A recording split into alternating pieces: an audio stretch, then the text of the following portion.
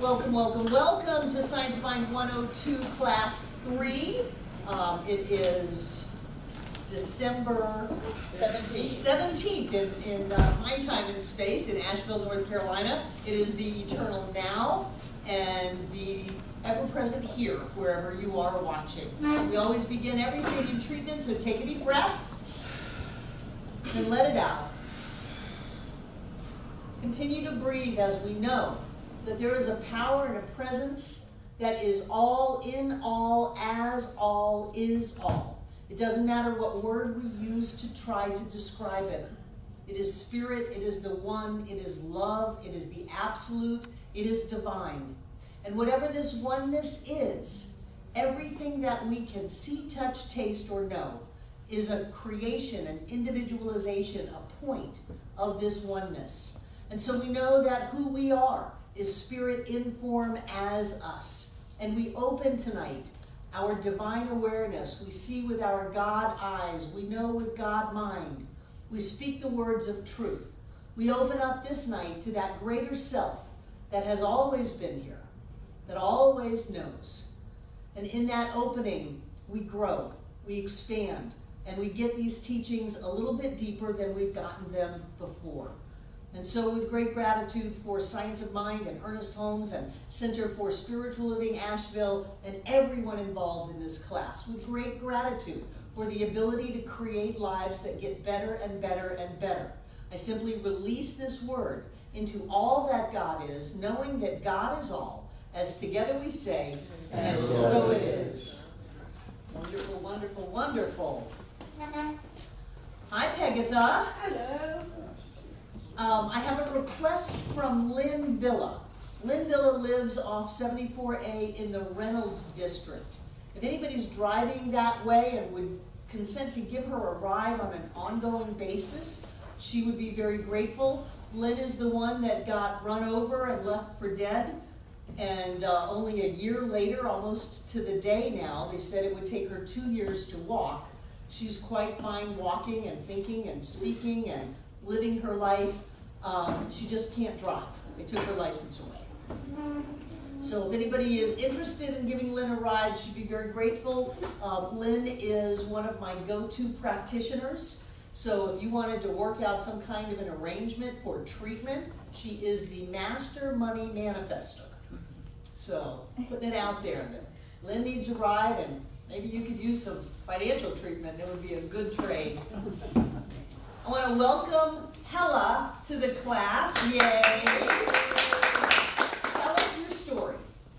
Well, I started Science of Mind 2 years ago in Phoenix, and I ended up finding Barbara on YouTube, and I've been watching for a long time. And when we started the 101 class here a couple of months ago, I was like, that's it, I gotta go, because it's nothing like the CSL I come from. And I manifested a whole bunch of things, and I got here last week, and now I'm here. I'm on practitioner track, hoping to start September as a track student. And she moved here because of this class on the internet. Yes. And Tom's here for the first time. He doesn't really know what we're about, but he likes the vibes. Treatment demonstrations from the last 2 weeks. What have you got? You had an extra week to work on it. Hella. Well, other than the fact that I'm here, washer and dryer. We just moved here into a furnished place. There was no washer and dryer. And my partner Susan was trying for like 3-4 days to go to this store to buy them, selling used appliances. And literally every day the door was locked. And I'm like, enough already. And I did my thing, and I looked up on Craigslist, and they were like, oh, that's the one. They had just posted it 20 minutes ago. She called up. They came 8:30 at night on Saturday night and installed washer. Oh, wonderful. Yay. Can I do one more? Sure. See, back home, nobody wants to talk about treatment, so this is so exciting to me that you guys do. This is what we do. I know, that's why I'm here. So, a friend of mine has another friend who's a really good psychic, and he says, you got something on your kidneys. She went to the doctor, he did a scan, he says, you got 3 things on your kidneys. She told me about it. I said, I'm going to do a treatment. She went in a couple of weeks later to have a bigger scan, and they couldn't find a darn thing. Yay. Yay. Wonderful. Thank you. Who else? I was treating for ease and flow when this storm was coming up. I live on a mountain, but it can be normal down here, and it's still like the day it happened up there. And so I was chipping ice last Thursday, trying to get out, and I was doing that. I'd been doing it for a couple hours, and all of a sudden I heard a noise, somebody coming up the mountain, but it was loud. It was a snowplow. There was a guy had just moved on the mountain a couple of months ago. I hadn't had an opportunity to meet him, and that's his business, is clearing snow. So Yay. Are you on a private road? Huh? Are you on a private road? Yes. Yeah, so getting those plowed is a big deal. Yes, it is. So he told me, he knew what he was talking about. He said, I get this glaze off. He said, I don't like doing this on gravel roads, but he said, if I can just get it down, he said, the sun and temperature will do the rest. Right. And my goodness, Friday I came down. I was a little late, but I got here. I didn't have to put my chains on to get home. And it was wonderful. Yay! Yay! Who else? Yes, Sandy. I treated for something too during the snow, because they kept saying on TV, oh, a million customers are might be without powder and power. Electricity. Yeah. You're Yeah. never without your power. Pardon? Oh, yeah, electricity. Electricity. And I just treated that I was going to have power through the Electricity. duration of the storm. It's It really flickered 6 times, but electricity. electricity. Okay. And this is what happens. We say something, I lost my power. No, you didn't. You never lose your power. Nobody can take your power away. Electricity can come and go. So you got to keep electricity the whole time. Yay! Those people who were freezing their butts off are jealous. We went out Wednesday and dug out Terry Harrington and Jen Oman. Maybe it was Tuesday. We got out in John's 4-wheel drive truck. My little Equinox is skidding all over the parking lot. And we dug them out because they had not had heat for 3 days because their electricity was out. And finally, Tuesday morning, Jen called and said, we just can't stand it anymore. Well, you could have called earlier, would be okay. So I marshaled up the resources, and we all went and dug them out. And boy, once that driveway had tire mark lanes, that's all they needed, they were gone. We were out of here. Who else? Hi, Troy. Oh, hi. Treatment demonstrations, Pegatha. Well, I haven't been here for a while because I was in Florida, scheduled time for 2.5 weeks, and then I created some interesting car challenges, but the main one was my new hybrid battery failed, and I didn't have to pay a dime, I didn't have to do anything, the mechanics took care of everything. My dad wasn't happy with that because the trucking company wasn't very good, but it all happened, and I kept my smooth, even with family and dynamics and all that kind of stuff, and so I was really, really proud of myself and happy about doing that. And I manifested some money, and things, and I bought myself a new bed yesterday. Yay! Really good can come from this. There's a blessing in here somewhere. Yes, yes, yes, yes. Who else? Okay, this week I want you to, or for the next 3 weeks. So next Monday night is Christmas Eve. I invite you all to come to the candle lighting. It's wonderful. It starts at 6:30. The week after that is New Year's Eve. So we won't be back until the first weekend in January. We'll fly in on Saturday. John and I, our Christmas present to each other every year is to be on a plane going to the beach. So we'll be at the beach for 10 or 11 days, and we won't have class for the next 2 weeks. So you have 3 calendar weeks of treatment work. Please notice your demonstrations. It's very empowering to keep track of the creations of your life. It not only does it build faith, but it gives you a sense of, I did that, I did a treatment, and that happened. Pegatha, you had a lot of people treating for you. Mm-hmm. I did a treatment for ease and grace and manifested a snowplower on the top of a mountain, just out of the blue. There's a connection between me and that thing that I wanted that I got. When you don't notice your demonstrations, that's a little bit of sabotage. You're disempowering yourself. You're not acknowledging that you're a powerful, creative, spiritual being alive and well on planet Earth, and you're not feeding that self-image. You're going, oh, that was a coincidence, or oh, that was nothing, or I'll just completely forget about it. And I recommend you not do that. One of the things about this teaching is that we are creating our reality, and we want to acknowledge that. We want to reinforce that. We want to own that, so that when we have a reality that we want to change, or a different reality we want to create, we know that we can do that because we've just done it a bunch of times. So those of you who are not raising your hand, I don't believe you at all that you haven't manifested anything. You're somehow sabotaging yourself. Don't do that. Pay attention. Write it down if you need to. Notice all of the great things that are going on in your life and claim that. Go, I did that, or my treatment partner did it. I don't care where it came from, that was a creation in my life and I'm being conscious of it. Okay? And can I ask to clarify something in regards to scheduling our classes off?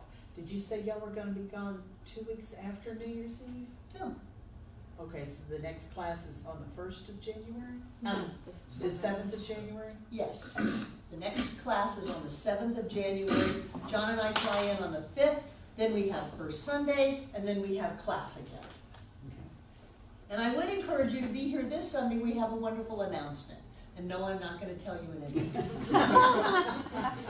Do you have any questions about the reading over the last 2 weeks, the summary of spiritual mind healing?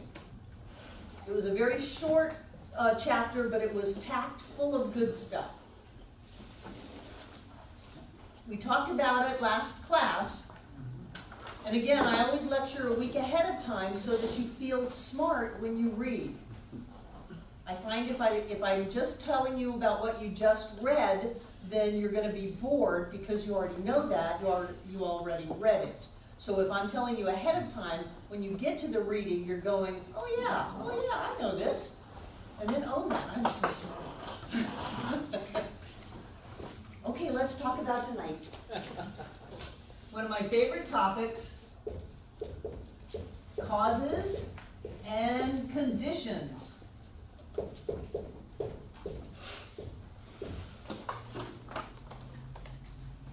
Another word for conditions is effects. The law of cause and effect is one of the ways we use to describe spiritual law. There is a cause, and then there is an effect. The effect or the condition is always in the physical realm. The cause is not. The cause is mental. Even if it looks like, well, they came out of the blue and they hit my car, or my battery died, or, well, it was all about the guy on the snowplow. He just showed up. That was him, not me. No, not at all. Cause is always mental. And when we get that, when we start making that connection that there's something going on the outside, and that I have that belief, I have that feeling, I have that idea about life is the way that this is the way life works, I can see how I attracted, created, manifested, however you want to say the word, how that showed up in my life. It's one of the most important concepts you're going to get, because if you feel like things can happen to you or come out of the blue, or you don't have any say about them, then you're not going to be able to do what you need to do to have the life you want to have. The only way that that happens is when you take control of your thinking, you look at your beliefs, you look at your ideas, you listen to your words, so that you can direct spiritual law to manifest the life that you want to have. And so that when it looks like things are going awry, you have the wherewithal to go, no, that doesn't own me, that's not the boss of me. I can change my cause.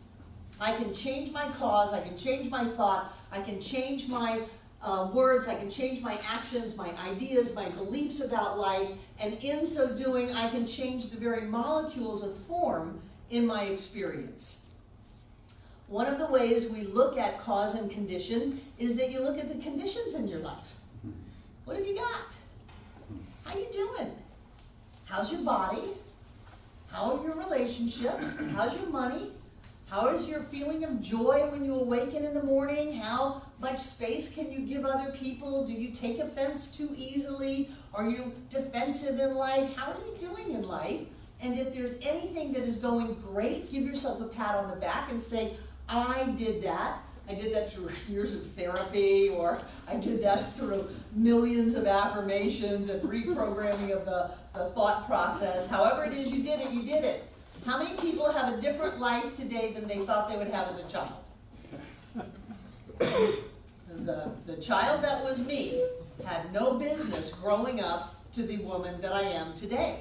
I had no business having this life. That was all done by insisting that I wasn't going to go down that same old path and have the stinking thinking and the negativity and the victimization and the helpless hopelessness, that I was going to do something, anything, that I would be able to have a different kind of life. So I would give you the same pat on the back, that somehow you have insisted with yourself that you would have a different kind of a life, that you would not let socioeconomic status or gender or age or education or whatever, the economy, you would not let that stop you from being happy, from having great relationships. You know, I didn't let my first 2 husbands stop me from finally finding a relationship that worked. If I let them stop me, I would still be married to my first husband, and I would never be here with you. So when we can look at our lives and say, I did that, then we have that connection. Conversely, if you look at your life and something's not quite up to speed, it's important to go inside of yourself and say, where do I hold that? There's a phrase that if it wasn't in your consciousness, it would not be in your life. Or if it wasn't in your consciousness, you wouldn't even notice it. I've had people, one person gets all upset. Did you see what happened? Blah, blah, blah, blah, blah, blah, blah. And the other person is, what? I didn't see it. I didn't notice any of that. Well, one person holds in consciousness maybe it's a disowned self or a shadow self or something like that, where they're reactive to that trigger, and the other person doesn't. It's like the bully on the school playground is the most insecure kid in the school. And the way that that child copes is by attacking before he's attacked or she's attacked. So if we have something going on inside of us that is triggerable, that is hookable, that maybe we have doubts about our own self-worth, or if I didn't think that, if I thought that I wasn't smart and someone called me stupid, I would react. I know how smart I am, so if someone calls me stupid, I'm not going to react. There's nothing to react to. I'm not hookable. I'm not catchable on that. So if you see something in your life that is either you're upset about or that you feel is not going the way you want it to go, then the thing to do, and this is the key to freedom, the thing to do is to look inside of yourself and see what belief you have. That's why in the beginning of 101 we looked at hidden beliefs, although they're not really hidden when we're talking about them in class. But if we look at beliefs that say, I'm not lovable, I can never make it, it'll never work out for me, those kinds of really defeatist attitudes in life, and then we create those in our experience, instead of saying, wow, look at how powerful I am, I can create feeling unloved in a universe that is only love, isn't that amazing? No, we usually go, oh, I always knew that that was the truth.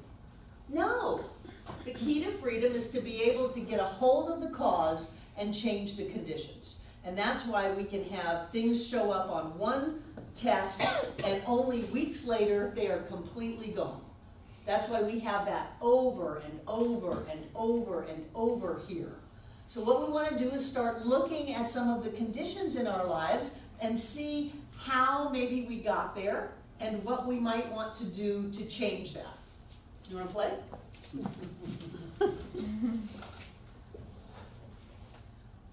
So, what kind of a condition might you want to look at in your life? Doesn't have to be a negative condition, it can be a positive condition. I'm not going to just focus it on things you don't want. Breezy. Clutter. Clutter. Well, what does clutter mean to you? Oh.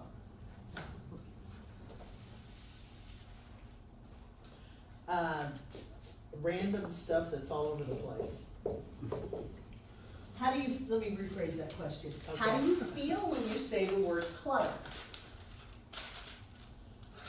Probably frustrated. Okay, so clutter for you is not something that you like. Yeah, that's correct. Yes, clutter to my dog Bliss is heaven. Heaven, yes. More noise. So you feel frustrated. Yeah. And what else?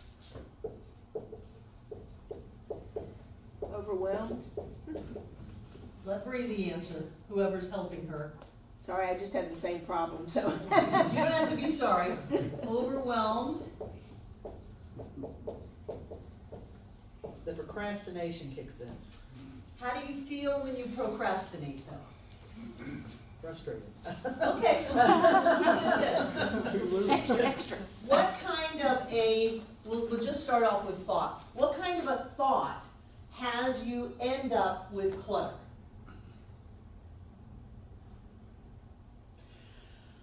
I don't think it's a thought so much as a pattern. Okay, what kind of a belief? I was gonna lead you up to that slowly, but we'll Okay. jump. What kind of a belief do you have Yeah. that ends up with you being frustrated and overwhelmed? Because I'm not saying that frustrated and overwhelmed is the cause. That's actually a step in the condition. Because you go belief system, frustrated, overwhelmed, the byproduct is clutter. But Yeah. frustrated and overwhelmed is actually after cause. So what belief do you hold about life, about Breezy, that is leaving you frustrated and overwhelmed? I don't really know. Well, I'll help you. Okay. How about I can't handle things? See, if it was therapy, I'd never let her get away with I don't know. I don't really, that doesn't ring for me. Well, what is it when you look around and you're frustrated, overwhelmed, and have clutter? How do you feel? Pissed off. Okay, about what? About what? Just at myself, that I For let what? it get to this point. That I let it get to this point, that I sabotage myself. Okay. Because you're one of the most capable people I know. And if you wanted to clean up, you would. Yeah. So the question is, why am I not wanting to have what I want to have? I don't want to have this clutter, which means I want to have no clutter. I'm capable of having no clutter, and yet there's a part of me that stands in my way to having what I want. Mhm. And this is true for all of us. There's a part of us that stands in our way from having what we want. So let's not get too deep into psychoanalysis. If you've got a part of you that is a saboteur, what would your affirmation be? What would you want your belief system to be? How would you want to shift your thinking about that? Like, an affirmative statement? Yes. Is that what you're talking about? Okay. I put things away in their place easily and effortlessly and with joy. Good. How about, okay, we can start, these are not gonna stay the same. So we'll start on clutter. I put things away in their place easily and effortlessly and with joy. So you've got the easy and effortlessly, which is counteracting the frustrated and the overwhelmed. And the end result is that you want to put things away. I would even take it to a little bit of a different level. I handle my life easily. Okay. How does that feel? Okay. But it just doesn't, to me, doesn't touch specifically on the clutter, but it's, Oh, as I far know. as that goes, you know, it might You can, keep it so that it doesn't happen to begin with.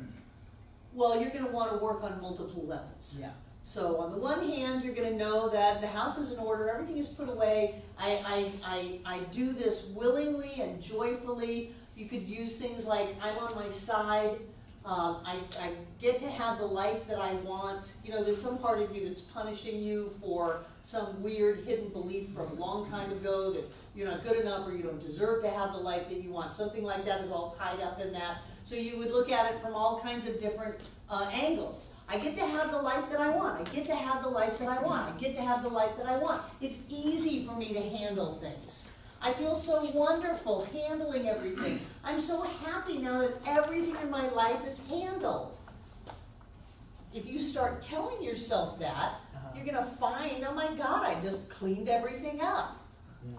And there'll be energy of not resistance and not anger and not frustration and not overwhelm, but of wanting to do that, of feeling good about that, of knowing that you're supporting yourself instead of sabotaging yourself, and that it's easy to do all of this. It's easy to have the life that we want. When we tell ourselves it's easy to have the life that we want. When we say, oh, this is hard, well, it's hard for you and you're creating it to be hard. Okay? Does that make sense? Yes. Hello? Hello? Hello? Hello? Did that work for you, Pegatha? Yes, I was thinking that the reason I have clutter is I'm afraid to let go of something because I'll need it next week. So what would your change of thought be? That I can afford to go out and buy anything I want whenever I want, so I don't need to hang on to things that aren't using. Okay, that's secondary causation, that I can afford. Okay. Instead of I can afford, which may be part of the thing, but we don't want to put that into cause, I have everything that I need whenever I need it. I have everything that I need whenever I need it. And how would you elaborate on that? I'm supported by life. Everything always works out easily for me. Yeah. Life's a breeze. Instead of, oh my God, there's going to be a problem coming up out of the blue, and I'm not going to have what I need. So you want to look at what that belief is that somehow you can lose things, there's nothing lost in divine mind, somehow circumstances can change and you're out in the cold. No, you're loved and supported by life. You always have everything that you need. You're always in your perfect and right place at the perfect and right time. You're divinely guided and directed. Everything's always working out for me. Those are ideas to start planting in your thought process, which then affects spiritual law, and the manifestation process starts unfolding. Ophia. I actually noticed this a month or two ago that because I've always had a clutter issue too, and my mom's gotten a lot better, but she watches the show Hoarders to keep herself from going back to that. So that's been really hard for me. And I, having moved into a smaller house, just had all this extra stuff, but in the last couple of months I've actually felt fine just sorting through and knowing exactly what I need to keep and what not. And before it was always this oh, I could use this at some point. And but I noticed that it correlated with coming here more and realizing that it really was a fear of because I've lived in my truck before, and just always this hypervigilance, and realizing that it's if I ever need this again, I can probably just go to the thrift store and find it, if nothing else. Probably find the exact same It's one. the same so I've let go of just a lot of stuff, and it worked with the weight too. Actually, same kind of thing. Food will always be there. Right, food will always be there. I don't have to hoard it. Yeah. And we are not our possessions. That's called being outer referenced. When we become inner referenced, when we know who we are, when we know that we are amazing, beautiful, wonderful beings of light and love and all as well, then whether or not we've got this thing or that thing is not so important to us anymore. And then when we start really anchoring in on the fact that we can pretty much create anything we want at any moment, then we know that we can trust and relax into life, that we're safe. Those are the words I would use for you. Yeah. You can't help but come here and have your life get better. That's why some people leave. It's true. Rick. When you were doing this with Breezy, I didn't want to interject, but I had the same issue. The dominant thought that comes to my mind is, Jesus, I don't know where to begin, So I don't know what to do, so I don't do anything. So that's a saboteur, because you know where to begin all the time and you can do anything. I've seen you. You make magic. So why do you think a part of you would sabotage yourself and say, let's say you're two different people. Oh, Rick, you don't know anything. You don't know anything. You can't even know where to begin. Who is that? Is that a parent? I think so. Yeah, it feels like a parent to me. my mother was not, she was a hoarder, yeah, she was newspapers, because they had coupons, and, you know, and the house was just, it was a small house and 3 kids, and, we lived like that, we weren't allowed to bring people over, Yeah. you know, so I didn't know there was a couch under all the papers. Really? I'm not kidding you. You know, an uncle would come, say he was coming for Christmas, it was 3 days cleaning up, just for 5 minutes. So enough of the story. Yeah. So what would you like to tell to that young Rick? Instead of you don't know anything, you don't even know where to begin. If you were to be able to go back in there and be the parent that that little boy needed, what would you tell him? Tell me you can do this. You can do this, you can do anything. I've seen you fix things that never should have worked again. And you fix them, you intuitively know things, and then you take action on them.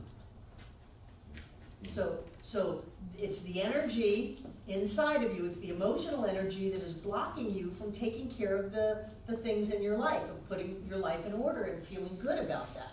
So what you want to do is you want to start saying things to yourself, and in so doing, in psychodynamics, you know, you're going to that inner child and reinforcing him. You want to start saying positive things to that little boy, that you are so smart, you are so amazing, and you can do anything. You can start, you can finish, you can turn all of this into an erector set if you wanted to, you know? You could do this. And you start telling yourself that, I can do this, I can do this, I can do this. And then let's add a little bit to it. It's easy for me to take care of things. I enjoy taking care of things. I love my space around me that's so clean and organized, and I feel so good about who I am.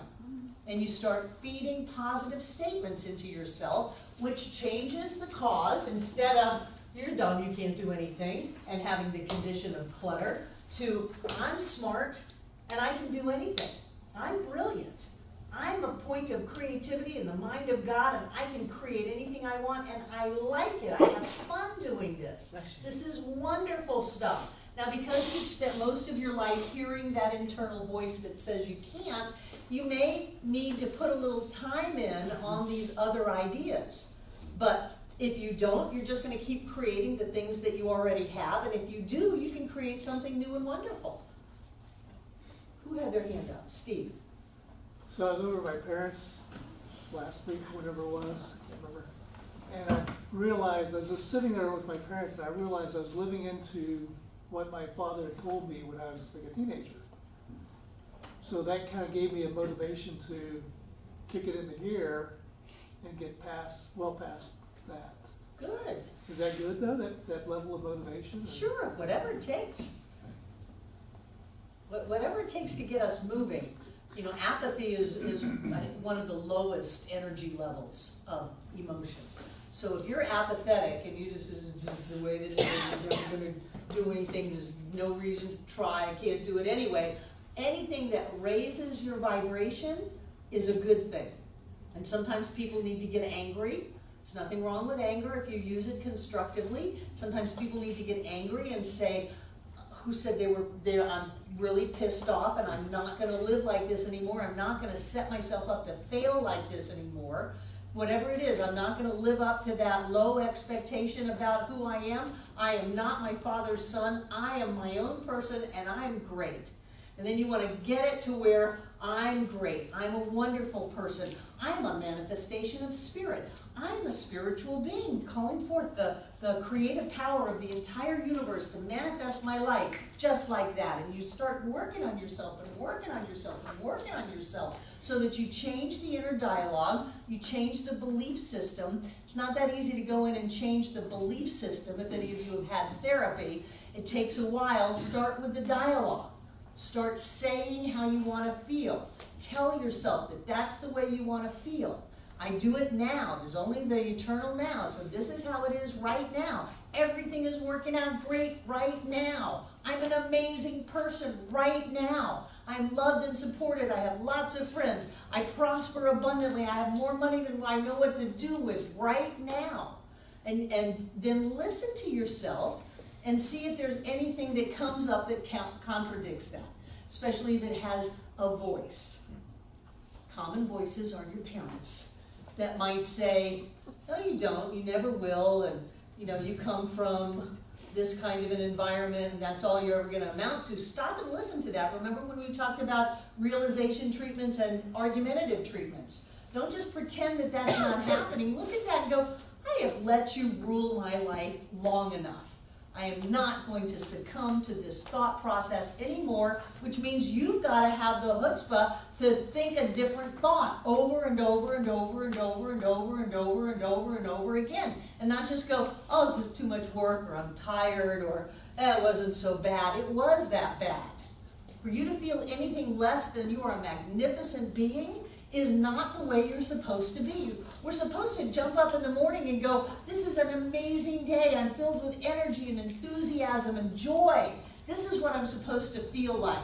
And the only reason we're not feeling that way is because of what we're thinking, the causes in our life. And then we demonstrate these conditions and we go, oh, the condition is why I'm feeling this way. The condition's not the reason you're feeling that way. You've got the condition because of the way you feel. And the only one that can get you out of this mess is you. Ernest says it very simplistically in the chapter. He said, if there's confusion in your demonstration, there's confusion in your cause. And yeah, that's true. So if you're creating something and it comes with a lot of effort, like I'm going to manifest this new job, but boy, it's gonna be long, hard hours and cost me a lot of money until it gets on its feet, and I'm going to have to knock on 100 doors to get one yes. If you have that condition, then look inside of yourself and go, what is it in my consciousness that thinks I have to be beaten up all the way to get to where I want to go? And look at that and start to change it. I live my life easily. Things show up exactly when I need them. I am loved and supported by the entire universe. What I'm looking for finds me.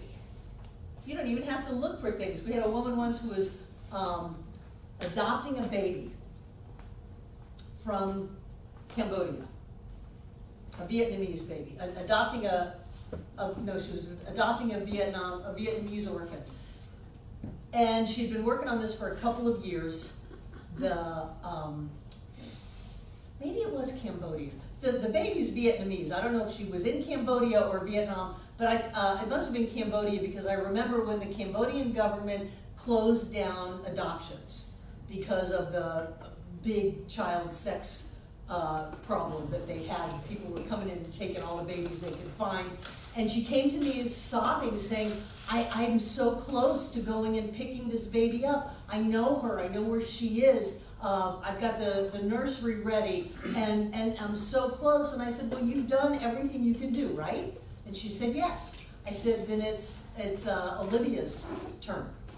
She has to find you. She has to make her way out of Cambodia and find you. And Elizabeth at the time was saying, well, how can she do that? She's a baby. I said, she's not a baby.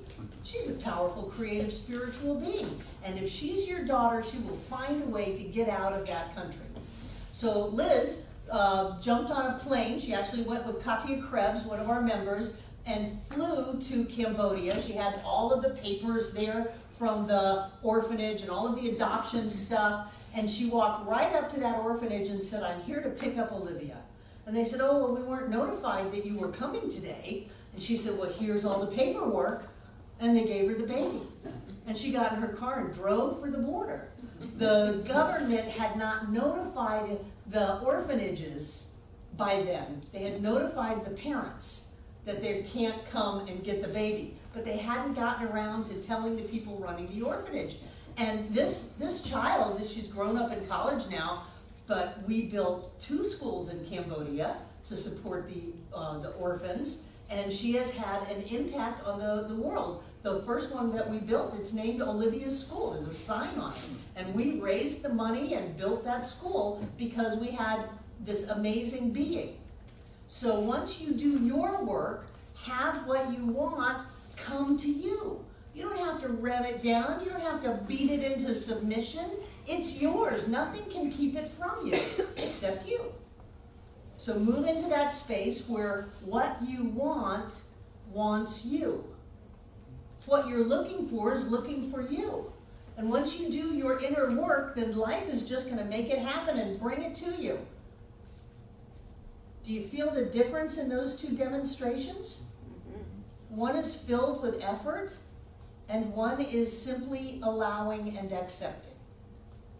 And we've had wonderful things happen. I had a student once who said, all right, I want to meet a guy, but all I'm willing to do is treatment. And I said, well, there's that whole treat and move your feet thing, but if you feel like you can establish in consciousness that you're in a relationship with someone, go ahead. So she went home and she did her treatment for a while, and she said she was sitting on her couch, and a guy came and knocked on her door. He was the new father of the kids that had moved in somewhere in the neighborhood. He wanted to introduce himself to her, and they ended up having a relationship. And she said, I am here to testify that you don't have to do that. You can bring it in. So if you live in a world, I have a t-shirt that says, I live in a friendly world.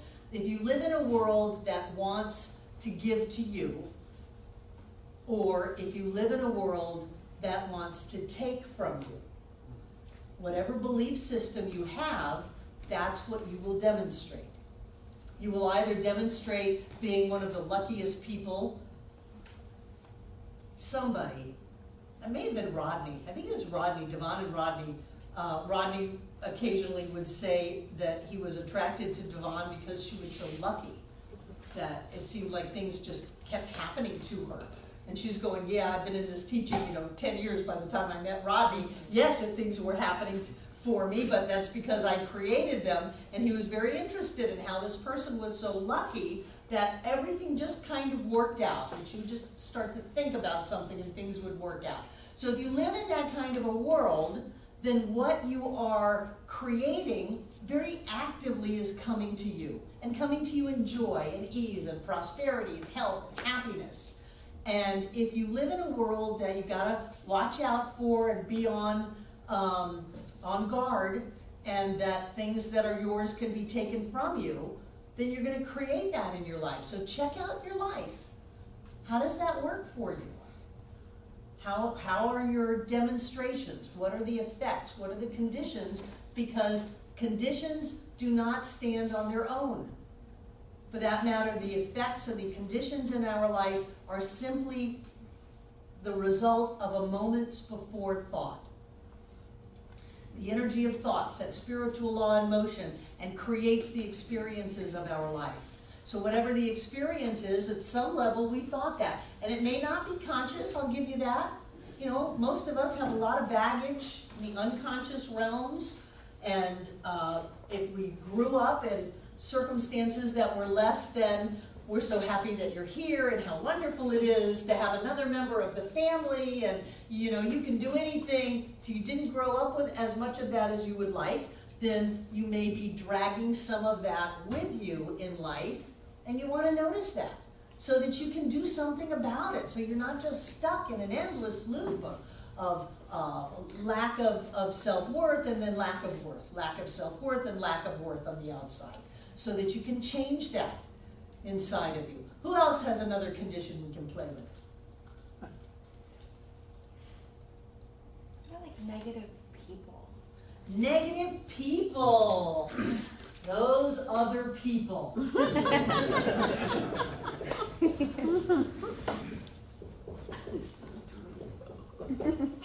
How do you feel when you have negative people? Irritable. You're irritable. You're irritated. I-R-R? Yes. Yeah. I don't have my spell check board yet. So you're irritated. What else? Like I feel like it's not fair. So if it's like my boss, I was like, well, I have to deal with him because that's my income. But if it's like someone else, then I'm like, what am I doing to have these people around me? There's a thing in psychology called the disowned self, That's when we have a part of ourselves that we don't like, so we pretend it's not there, but we just shove it down, and then we project it out, and then we create it in our lives. Okay. So what part of you is negative? I don't know. Well, what about the part of you that's so judgmental about those negative people? It's more like impatient. Like I don't have. You're negative about the negativity in your life. I feel like it's justified. And people have a lot of justified feelings that are not helping them. Just because it's justified doesn't mean you want to keep it. So, what might you want to turn that into? I have positive interactions with all.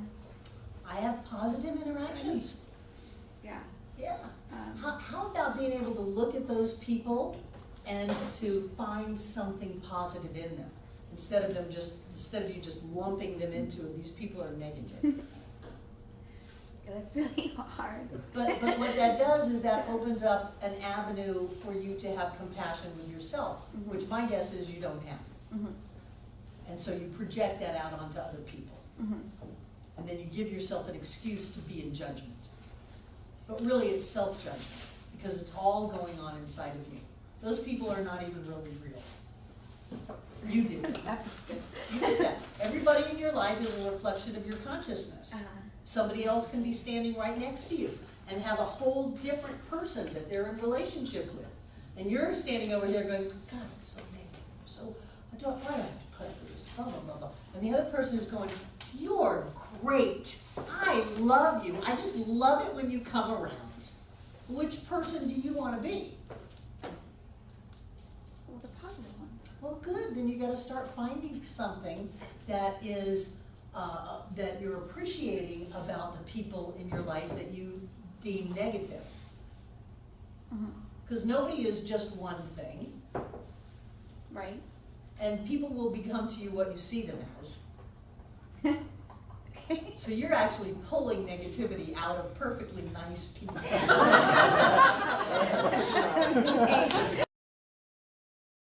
And they're only being that way to you because it irritates you. You're hookable. Okay. And then take it inside of yourself. And look at why you're so hard on yourself. Okay.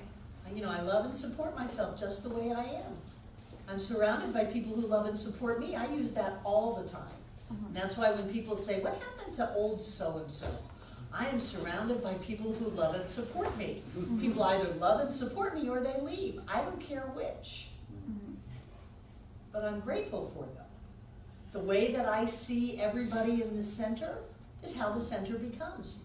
If I see people in the center as cheap and just in receivership, just wanting to get stuff from us, and nothing I ever do is good enough, and they're just going to suck the very life out of me, that's what I get. I get hundreds of them.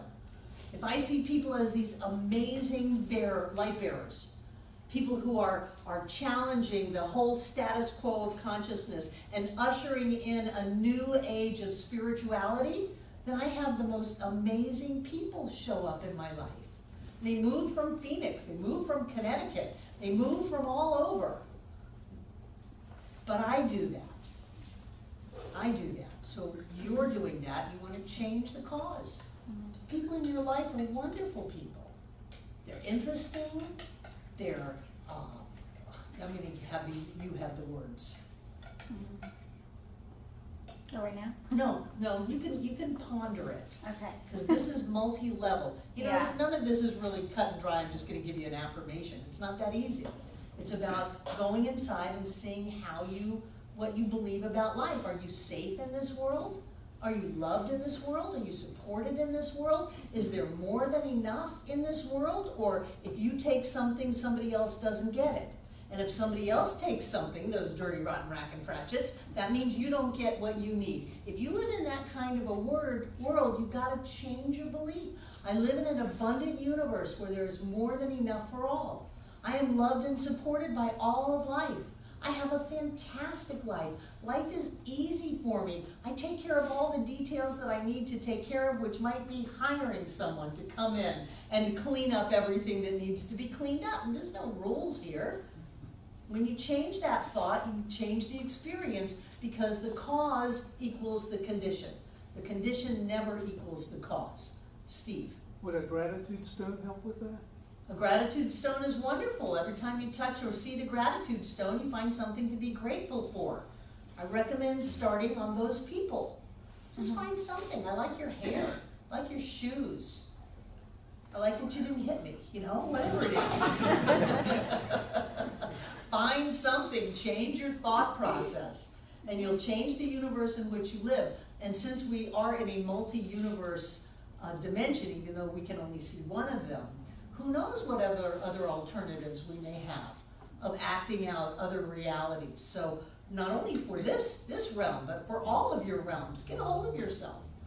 Think about the things that you want to have and be grateful for them, and give them to you. You're thinking, Troy. You're thinking like crazy over there. It's dangerous, I don't know. Another condition.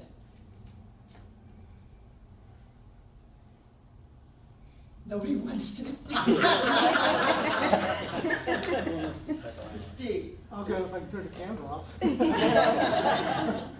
So I was over at my parents, and at one point in my life, my father told me that you could end up just like your uncle.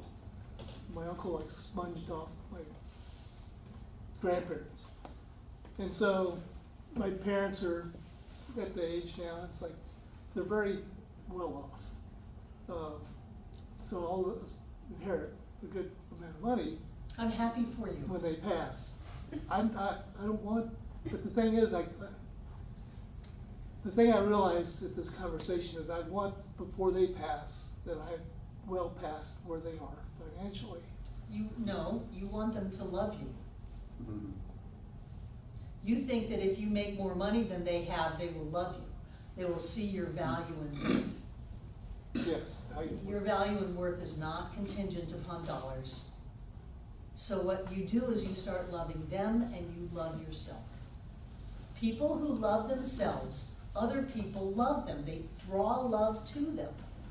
So your parents can only be critical of you if you're critical of yourself. Otherwise, even if they said words that were hurtful, you would feel love. But it's words like eons ago, We'll talk. It's still. So the work is done inside of Steve. Start loving that part of you. That is, are you happy with your financial status in life? No. Okay. Then what you want, inner worth equals outer worth. So what you want to start doing is you want to start valuing yourself just the way you are. You want to know that you have more than enough to do whatever it is you choose to do.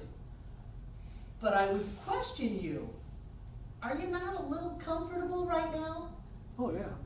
Well, so acknowledge that you're comfortable. You don't have to hit a hurdle so that you have some kind of an idea about, now I've made it. Now I have $1 million in the bank, I've made it. Now I've got 10 companies, I've made it. No, you made it when you took your first breath. You made it. You made it simply by being here. You made it. And you deserve to be loved. So start loving yourself. And then love your parents. Even if they still think that about you, love them. They don't. Well, it just kind of lingers. It's one of it those things he doesn't said linger. when he's You bad. dredge it up and you play with it regularly. Oh, yeah. Well, stop it. If you need a little upset rush, you'll drag out that old thing. Oh yeah, I remember that. I'm feeling terrible. No, change it around. So just like Rick, talk to that young part of you and reframe that. You're amazing. You're going to have a wonderful life. You're going to have people who love you. You're going to have a great marriage. You're going to do interesting things in life. You're going to be a good person. And let that start filling you up. Because I know miserable people who have lots of money, and the money doesn't help. They're more comfortable in their misery. but it doesn't help. So you wanna start looking at those beliefs that you're keeping alive. You're feeding them with your attention and your energy. Start starving them by feeding something else. Feed the part of you that says, I like who I am. I've done a lot of work in my life to be who I am. I'm happy with who I am. I've learned a lot, I've grown a lot. I do, things that are important to me in life.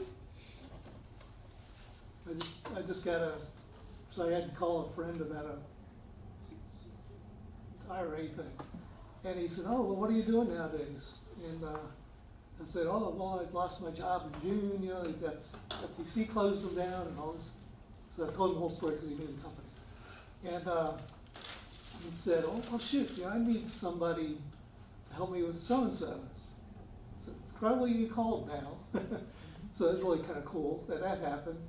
But then I found myself limiting myself. I mean, he should pay me 5 times what I asked for. This is the time to take action. When you find yourself saying things, limiting yourself, choosing the same old thing that you know is going to end up as the same old thing, it's the time to take action. And this teaching is not for the faint of heart. It asks a lot of you. It asks you to choose your thoughts, to choose your feelings. Your feelings never just happen to you. You choose them, to energize that which you want, to put in the time to do that, and to do a lot of healing and self-growth in the process so that you can have the life that you want to have. I've had a lot of people leave who say, this is just too much. You want me to be happy all the time. You want me to create prosperity and to love everybody? Yeah. But if you don't want to do that, go out there. My teachings are guaranteed. If you don't like them, you can have your old life back. It's true. So, get strong, Steve. Yes, ma'am. Strong for you. And strong for love. Yeah. Because I think you're a pretty great guy. Thank you. I do too. And being a parent myself, I would much rather have my son happy than wealthy. Not that we have to choose. But from my point of view, I don't care that he lives in a 5,000 square foot house and that his kids are so privileged that when the Zaxby's commercial comes on, they go, oh, I just can't eat Zaxby's, it burns my tongue. Privilege. Coming from humble beginnings, any kind of food would have been great. I did kind of something neat today. I got a gift for a friend, and they, it's like, so I took some cash and said, okay, this is my limit. So then I went into the store and said, okay, here's my limit. And I found myself going back out to the car and getting more cash to go buy the present I really wanted to get the person. Because you have more than enough. Well, yes. And then it came out, I think John said or something, or I heard it recently, he said, I'll just make more, or it'll come again. That was when John was burning $100 bills in this room during the prosperity class. Yeah. Going, check out the way you're feeling. I have no problem with this because I can make all the $100 bills I want. Yes, Yeah. that was like the neatest feeling, to Mm-hmm. walk with the gift in my hand. Mm-hmm. You get to have what you want, and you get to be loved. And you don't have to mark that with any outer sign of success. That's called being outer referenced. You are inner referenced. You're in your heart. And nobody can bother that. Then you become unhookable, even to your own thoughts. Anything else? Rick? I was just remembering a number of years ago, I didn't understand how it happened, but it did. I moved into a new place. It was the first place I'd had owned by myself for a very long time, and I wanted to make it a home. I wanted to feel cozy, So I was out grocery shopping that night that I had gotten it, and it was so weird. I got some crackers, and I love these. They're expensive, but they're really good. And I literally heard my mother's voice. It was like somebody was standing beside me, and she said, "You don't eat." And she said, you don't need those. She said, these, you know, the store brand is like 80 cents cheaper. And, and I said, shut up, mother, you dead. The affirmation of the night, shut up, mother, you're dead. I said, I see what's going on here. I'm just gonna, you know, and something just, you know, when I made that realization, I didn't get pissed or that. I just said, shut up, you know. This is my life, you know. And I said, you know, just go and do what you do. And it was just hard to describe the feeling I felt. It was like an epiphany. Yes. When I literally heard that voice, it was like it was standing right there. 40 years ago, one of my mantras that I have used thousands of times is be still and know that I am God. And I would say that every time a thought of limitation or negativity or defeatism would come up, I would say that to that thought. Be still and know that I am God. Over and over and over until finally that part of my subconscious gave up. But it didn't happen overnight. So take a stand for yourself. Take action on your own behalf. And what you'll find is that the circumstances in your life completely change. And that life gets easy and life gets fun. And things that you didn't know were going to work out are going to work out. I want to read the last part of the chapter to you. It's one of my favorite quotes.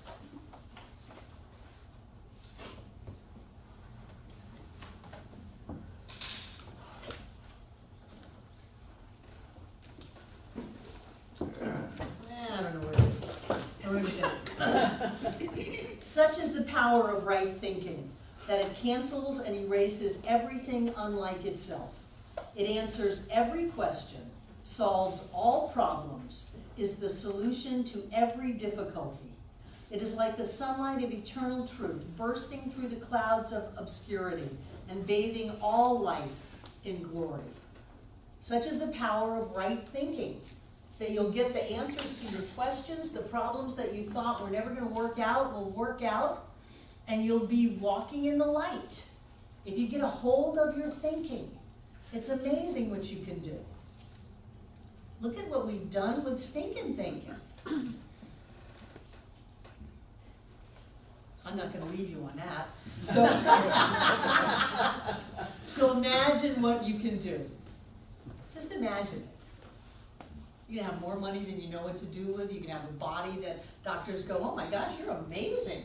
You're just so healthy and strong. You can have people who go, I just love it when you're here. I just love being around you. You can be excited and interested and have wonderful experiences in life. You can do that by starting with your head and then let it go down into your heart and have that connection. And if something comes up while you're working on these things, if it goes from clutter to safety, let it make the switch. I'm safe, I'm loved, all is well. Does that make sense? Good. We're going to take a break, and then we're going to break up into our treatment partners. Tom and Hella. We do prayer work for each other during the second half of class, and I think I have a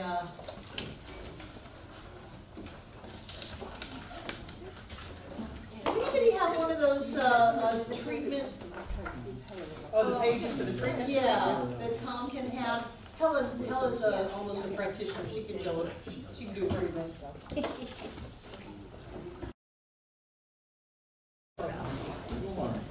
So how was it? We have Tiana, who's just been here for a few weeks. We have Ophia, who's just started treatment a few weeks ago. We have Hella, who came from Phoenix, and we have Tom, who never heard about treatment until tonight. So how is it going for you, Ophia? It's been going really well. Are you talking about this in general during treatment? Yes. Okay. It's really been changing a lot in, for example, I won't go into too much detail, but I have been ready for a relationship of some sort, and realizing like as I've met this person and been enjoying getting to know them better, that even what I would have messed up before, like, you know, from my fears, I'm not doing. Good. And so it's, part of me is like, how awesome is this person versus how, like, less annoying am I now? Yes, it was all about you. What about you, Tiana? Yeah, since I've been doing the treatment, I'm just honestly like I'm happier. Like from the first time I started doing it, I'm definitely happier. I'm more at ease. I don't as much like project what I want other people to be. You know, I let them be who they are, and I'm okay with them. Not everyone, but you know, most. You know, and then of course I've definitely seen a lot of changes. I think that like I came in here knowing before I knew what it was that it was working or it would work for me. Right. You know, so. Good, thank you. Mhm. And Hella, you've had taken classes, and this is the first time you've ever done a treatment for someone else.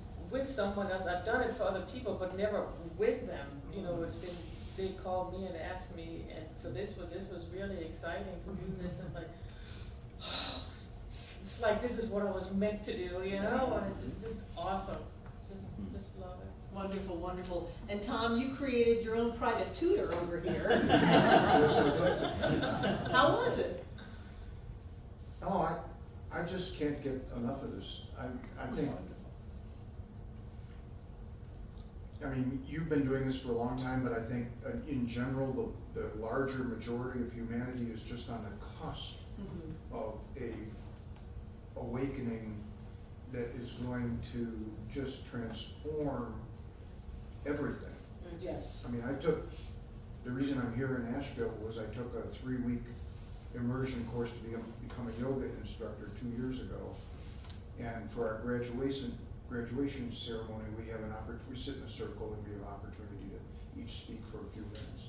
And I said, I was the oldest person by far, and there were only 2 other people in their 50s, and then almost everyone else was a 20-something young woman. So I thought I was in heaven already. But, you know, I said to these people, you know, but mostly you, because of where you are in your lives versus where I am in my life, are the vanguard of this spiritual revolution that is taking place. Right. And so I want to do everything I can to accelerate it as this little manifestation of the eternal, all-present spirit. And so I can't get enough of it. Yay. Yay. Thank you. The reason that I throw you into treatment so fast with a little cheat sheet and tell you can do no wrong with it is so that you will start to practice. There are centers who hold treatment for the upper echelons, the practitioners, the ministers. There's a monetary aspect to it, in that when I was coming through classes, if you didn't have $100 in the 70s, you didn't get a treatment. And this is what we do. We do prayer work, we do conscious knowing, we heal, we demonstrate, we grow. And the best way that I know to get you in that process, even if you're here for the very first time, when you came in for the first time, you did a treatment. When you came in for the first time, you did a treatment. Everybody moves into treatment is so that you'll get this, even if you get it and you're still reading the paper, it doesn't matter. Once you are thinking the thought and speaking the word, you are setting spiritual law in motion. And you have that connection. And you have that energy, and it feels good. And if you just look at anybody and feel good, there's going to be a healing aspect to that, whether you have certain words or steps or anything like that. Now, if John were here, he would say, you need to have the 5 steps. And by the way, he wrote the book back there, 5 Steps to Freedom. But I don't really care. Say what's in your heart. Come as close as you can to accepting whatever it is you want in the here and now. And let it go and watch the good things happen in life, because we are constantly manifesting our reality. So we might as well do it as consciously as possible. We might as well do it for each other and lift each other up in this process and practice it. You've got 3 weeks. 2 classes we're missing, which makes 3 weeks. Do your treatment work. Do it every day. Do it 2 times a day. Do it 10 times a day. And treat anybody and everything. Don't get specific like, I know that you are employed. That's not your business. I know you have everything that you need.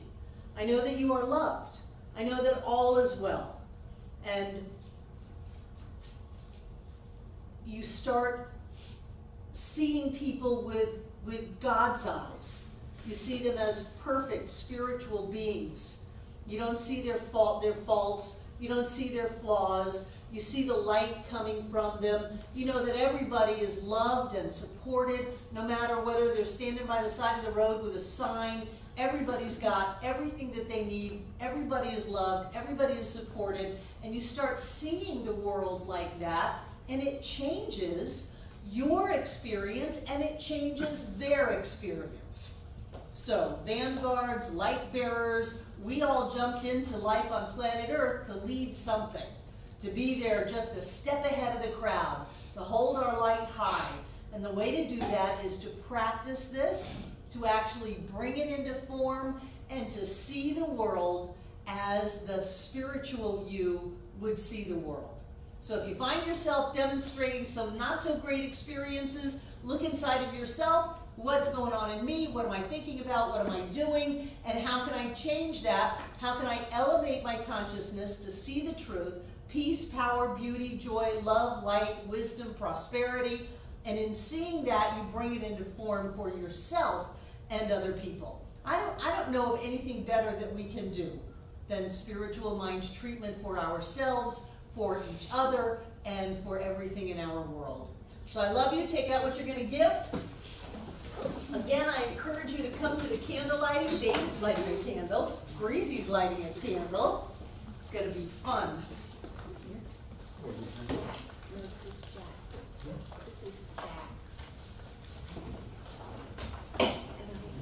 And whatever it is you're giving, those of you watching online, you can go to the little P on the upper right corner of the YouTube channel that you're watching and click that, and that'll take you to our PayPal account. If you're on our website, you can click one of the donate buttons, and that will take you to the PayPal account. Whatever you give, we are grateful for your participation in the ongoing support of this, what I consider to be an amazing ministry of providing the teachings of science of mind to well over 10,000 people a month. I'm very proud of what we do. Thank you for supporting it. And those of us who are giving money in this class, I know that God is the source of all. I know that spiritual substance is what turns into things in the world. So the money that we hold, the check that we hold, the envelope that we hold, whatever it is we're giving is all the manifestation of spirit in our lives now.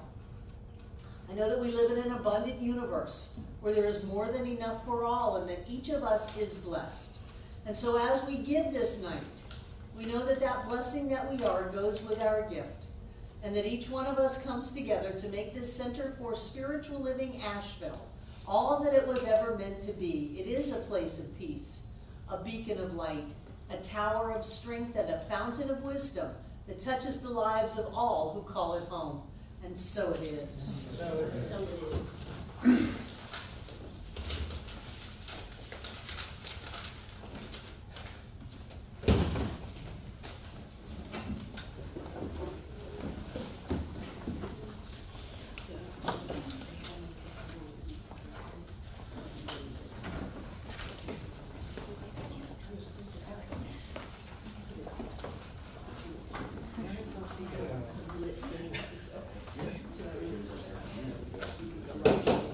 Thanks for that.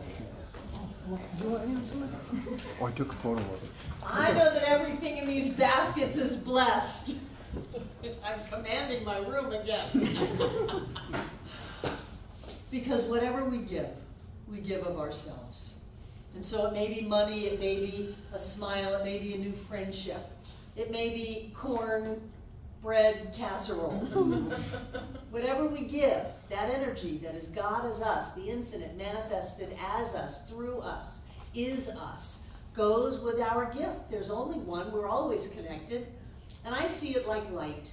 I see it as golden light that pours forth from each one of us, filling up this room from the floor to the ceiling and all between the walls. The very air itself is rich and blessed with God as us. And I know that that energy, as it moves in our lives, touches us. It blesses us and it heals us. And then it goes on around the world to touch, to bless, and to heal every being on this planet. Always here and always now, touching every one of us here tonight, everyone who's ever been here, and everyone yet to come. And so it is. Have a wonderful number of weeks. I love you very much. I'll be here Sunday, Christmas Eve, and then I'll be back on the 6th. Love you.